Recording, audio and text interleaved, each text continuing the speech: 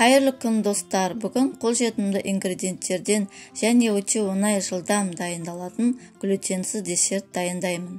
Бізге қажетті ингредиенттер сүзбе, грек йогурты, банан және қалауыңызға қарай жеміс-жидектер.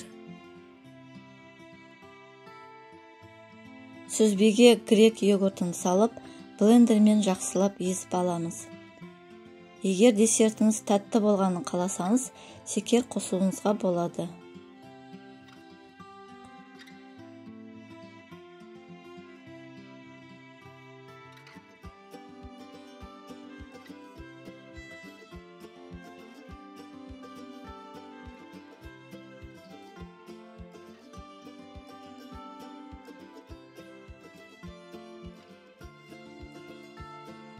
Сүзбеміз дайын, ыдысқа саламыз.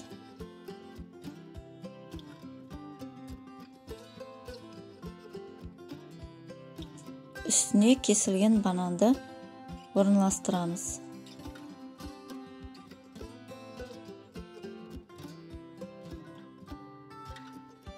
Тағы бір слой сүзбені саламыз.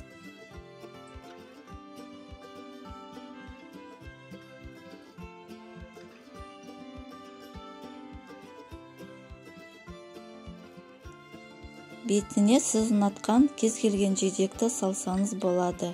Мен таңқураймен әсемдеп жатырмын.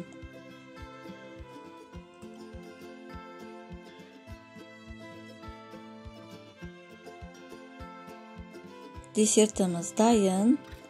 Дәмін көрейік. Дәмі өте керемет шыққан. Сіздер де үйден жасап көріңіздер.